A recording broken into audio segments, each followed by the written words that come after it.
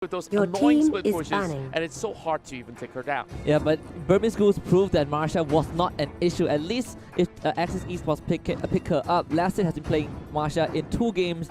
It did not work out at all. Hopefully 3 times a charm. Rin as well. Like you mentioned, the signature Lunox, he has been putting so much effort, and it would be a shame for Team Gosu to just find another loophole to get by this power pick that Axis Esports relies so much on. And with the Lolita pick, maybe it is Team Gosu's answer to what Axis Esports is trying to do. Yes, I'm really liking the early pick for Lolita. We've seen so many of that phase 2 pick or ban heading towards Lolita, so why not force that one out before even getting into its phase number 2, as we are already seeing Kimi getting taken out. Well, I'm not really all too huge of a fan with this Kimi ban right here, because there's still so many other A-list marksmen still on the table. We got the Granger, we got the Claude, who still comes by every now and then, and of course, Gosu here could even opt to actually take down one more fighter. Well, not really exactly a fighter. I'll just correct myself right there. Maybe if they really want to ban, the Valor might be a good choice as well, because from the side of Axis Esports, they are still looking for a little bit more of that firepower. Yeah, and Axis Esports, I believe they also did pick the carry in the previous game. Granger still on the table, like you mentioned, and if you are Team Gosu, I was about to bring out the Archive. Archive was a pick that, while we were watching the previous series, we were hoping that Axis Esports will pick that up in game number 1, where they only had this Lolita as that front line. Team Gosu, they're going to deny this double tank because the rest of the priority tanks, Hylos and Kufra, have been taken out as well. So smart move from Team Gosu. But I also want to point out, Team Gosu during their qualifiers towards M1, they have some interesting picks when during the Shanghai qualifiers, where they have Estes, a hero that we just don't see almost anywhere. But today they're gonna go with the textbook play, and carry will be their choice. I do like the ads just coming from the side of Team Gosu right here. They needed something that's really reliable to shred out some of these tanks, and what better way than to pick up the carry. All you have to do is get the Demon Hunter Sword, and you will get a little bit more of that power spike, or even the Golden Staff as well. But Franco is something that we haven't really seen all too much of inside of the M1, but in the MPL M1SG, this is one popular pick heading in towards that playoff round. So Axis Esports is taking double or nothing, and now they're locking in the Franco right here and hoping to connect those hooks. Yeah, and this is the all-in, I could say the all-in for Axis Esports. On paper, it seems like it's going to work out pretty well, and it is. The theory crafting for Axis Esports does seem more robust compared to the first series. Team Gosu right now, if you're looking at this Franco, you kind of know that Kaja might not find an easy way to just go and flicker Divine Judgment because of the presence of this Franco. So he has a big task if you are the Malaysian team. But Team Gosu, the Thamus is a really obvious choice. We've seen Leomoy being picked out only by VFM yesterday as a stable, neutral fighter. But the general consensus is Thamus is still the more popular pick. Well, I definitely will agree with that. The Lavador has been really consistent, and the win ratios are pretty good as well, as we are looking at the stats of Tavis. And for Axis Esports right here, of course, great pickoff potential in the early bouts, but heading in towards the late game here, I'm looking at Gosu, and I'm liking how secure the mid and late game is for the North American team. Now, of course, Team Gosu here, being here in the M1, they're looking to prove a statement. Same goes to Axis Esports. So now we're heading in towards our very first game between these two talents. Of course, love the flags as well, pretty much similar in colors in that sort of sense. But for Axis Esports here, they really got to pick themselves up. I felt like that 2-0 sweep that just happened against Burmese Goals, it was a little bit of that sort of a passiveness coming from the Axis Esports side, which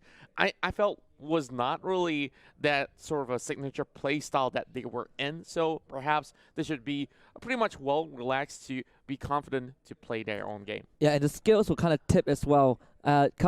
Malaysia, the locals would mostly agree that Axis Esports, just like most of the Malaysian teams, are the aggressors. They like to play aggressively, but we've seen Game 1 slightly greedy against Burmese Goals with the single tank 2 fighter. Didn't work out. Game 2, same as well. But the game is ready though, so we'll see if Axis Esports can turn this around and flip the script and take on Team Gosu in the second series. Gosu, the American Dragons here, are slowly marching in towards the lanes. And of course, get yourself that M1 ticket. Here's a little bit of that from promo code that you can copy down if you have not make your purchase. And now we're looking at Ken Ray here, already tossing out the wheel, and Breezy, oh my goodness, already dropping down to 50%. So a rough start for the side of Gosu right here, but shouldn't be too much of a hassle for Team Gosu to come back into play. So basically supported by the Kaya, and they're looking to make sure that Breezy gets that level 4 in hand so that they can go in for that flicker and Divine Judgment. Yeah, and Team Gosu right now is going to go for the standard, and I like the early invade coming in from the USA team, and Evo is the only one who tried to go for the protection on that buff, and he actually took it away. So managing to slow down the tempo from Team Gosu is a good start for Axis Esports. That's definitely a huge signal for the side of Axis to actually march forward as well. Axis Esports will also try to take down this road cap without any sort of contest at all. So we're looking at all these other members on over the top side here, crushing on the side of Lasted as well. So Lasted here will just have to hold on for dear life for the time being. But Kenry shouldn't be too much of that sort of problem for him to actually hug by the corners of the tower of the bot lane. Yeah, and Axis Esports taking a page out of what Burmese Goose did in the first series against them. In under a minute and a half, Burmese Goose were able to take that top tier 1, rendering this Marsha ineffective. And right now what Axis Esports trying to do is to take that bottom tier 1, but now Team Gosu, they're gonna jump the gun right now. Lasted does not have that level 4. General, though, pumping the damage with the wheel, not able to get the kill off. Meanwhile, Team Gosu takes that tier 1 bot, and this is what Axis Esports takes that tier 1 bot, and this is what they want. Now you free up the map for Lasted to be a bit more effective. Wow, Flicker coming out from the side of Breezy as well, and this is going to be that turtle going on slight reset as we are looking at a full Flicker team from the side of Axis. Well, way too quick for me to see what's on the line for the side of Gosu, but for Gosu, they're just making sure that they stay safe for the time being. And now Axis Esports already attempting the very first turtle of the game. Definitely a bit more composed recovery. They were not letting game 1, series 1, get to them. So Team Gosu, they're going to lose that turtle. The fact that they were not able to steal the buff early on, they lost the turtle, they lost the tier 1 bot. Axis Esports, with that slight economy advantage, can look to push this, and you can see 4 members from the Malaysian team, they are already congregating on the top side of the map. They want to take the top tier 1 just so this Marsha can actually function, and not to go in with the ultimate onto Paulo. Great wild shot. Paulo is blocked by the wall, so they will get the first blood, and that will go over to Axis Esports. What a great setup coming in from that Grok. Look at that wall charge ramming onto 2, and that wall to negate the escape. And now Axis Esports can take more than just that. They've already got the turtle, they've already got the first blood, and they will also take another tower down from the top side. Now, look at the gold graph here. They're already 2,000 in favor, and Axis Esports are looking to dominate. Yeah, Lax is looking pretty fine right here because those 2 side lane tier 1s are taken down. Now this Marsha can go anywhere she wants. Like you mentioned, the gold grab in favor of Axis Esports completely. Team Gosu seems like the only aggression that they made was onto Lasted twice. No kills at all, and they're forced into this very conservative playstyle, and that will give Axis Esports the space that they need. They will find Polo once more, and that one will go over too long. We can see Scott to suppress him right there, and he could not even move a muscle. Now Gosu here already dropping another member. Of course, this is still pretty much early into the game. 4 minutes in, and we're seeing Axis having a great control inside the jungle, and you see there's so much of that pressure going on, and Team Gosu does not really have any sort of response for the time being. And there it goes, one more tower on the top side. Team Gosu a bit too passive. They are not responding to the sieges from Axis Esports. They are still leaving that side laner, the Thamus, to farm in the bottom lane. Sure, you get that resources, but the rest of the map is jeopardized by Axis Esports, and not really sure what they're going to do now because the carry seems like it's not able to find the effectiveness that they need. As we mentioned, that carry does go down, but Basic comes in. He wants that revenge. Polo as well with the chance, going to jump right in, gets the stun onto Scott. Long will flicker away. Breezy gets the ambush and gets taken down by Vin, and this is what you want to see from Axis Esports. The recovery, Polo with a limited blast, but cancels by Scott. He hooks him away, and that will give Ranger the killing spree. Basic now will try to salvage everything. The dummy with the Stardust 4, and we'll find that the shutdown onto the Ranger, but Basic has to get away, and Axis Esports will not let that happen. The killing spree going over to Rin. Whoa, such a beautiful fight coming from Axis Esports, and look at Scott though. That beautiful hook cancel out the Numenon Blast, And Axis here looking for another turtle, but let's have a look at the replay brought to you by Mlbb. Look at Basic. He went in for a chase, and of course Lung was forced to flicker away. And this is where things get even more interesting. They know that Paulo is channeling ult, and Scott, in that sort of a moment, clutches it off and cancel in time to save members of Axis Esports. And it was only down to Basic, but Rin still made sure that he gets a kill with that flicker coming out. Yeah, and even with the falling star moon, Esmeralda got the shutdown but was not able to get out. So in the end, the shutdown doesn't really matter too much for Axis Esports because they got more than they came for. Scott MVP for that. Evo now getting ganged on, but he is a drop pretty tanky. They can use the Divine Judgment on him, but they didn't pull him back, and that means Evo will get away. Scott free, and guess what? Paulo Kenray is caught out again, and it will be this one going over to Evo. Well, Evil X, of course, already took a lot of that damage, but it was Kenray who fall in that sort of a slight skirmish. But looking at Gosu members, they're slowly getting themselves back on track. Though a little bit late though, 6,000 gold still in favor of Axis, and that's going to be the buff being pulled over. And Paulo right now is getting that alt channel performance out of Scott, but no follow-up whatsoever from Axis. And Rin is coming online on his signature Lunox 3-0-2 long as well. 3-1-2, the two calls from Axis Esports are on a roll, and Team Gosu feels like they are really desperately trying to make something happen. The only kill that they got was Basic onto that shutdown on the Granger, but now another fight. Paulo immediately caught out. Not even have a chance to use that Numinum Blast, and Team Gosu won't have a chance to defend this tower at all. I feel like Paulo has been caught out a little bit way too much in this sort of early game fights, and now we're already in 7 minutes of the game, and that's possibly shouldn't be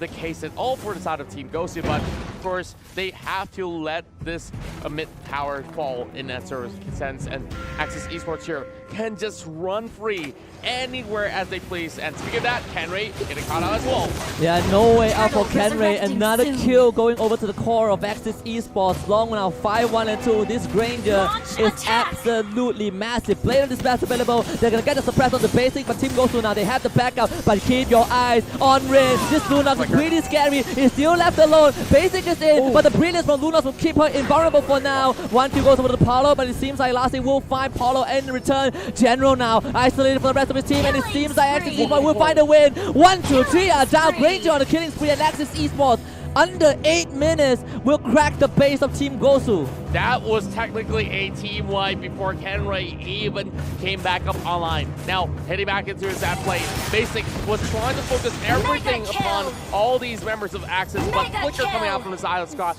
to bait Paulo on towards the other corner instead. And of course, Gosu, all they could possibly do was run away, and they should not even commit towards that fight inside of the jungle, and they have to pay the price with that broken base. The Malaysian Tigers have seemed to awaken after Series 1. Team goes to Paulo. You talked about how he got caught up multiple times, and in all these scenarios, this Lolita just feels like ineffective all along. And with that being said, Axis Esports first inhibitor in the middle lane down. Not even 10 minutes in, the Lord will be spawning out pretty soon, and Axis Esports will be eyeing on that objective. Well, first, we're having the Malaysian Tigers here looking for their very first win. Well, of course, it's so convenient that Team Gosu also has the dragon logo with them, so crossing Tigers with a dragon. Well, of course, jokes aside, now back into the game. Gosu here would need to stall for a great run. And General here, not really having the best of weaponry to actually hit in towards the next battle, because the tanks from the side of Axis Esports has already emerged with so many of that sort of assists as well as goal, and they've already got all that they need to actually soak all those damage. But Scott here just waiting for any passerbys, and perhaps one good hook will initiate the fight, and instead he hooks the minion. Almost found, and that will allow Lassie to have free reign of this Lord. Marsha, one of those heroes that we know can solo this objective. Look at it go. The Lord does not stand a chance, and Lassie will be the new Lord, at least for now. Team Gosu, they have to deal with this onslaught of Axis Esports.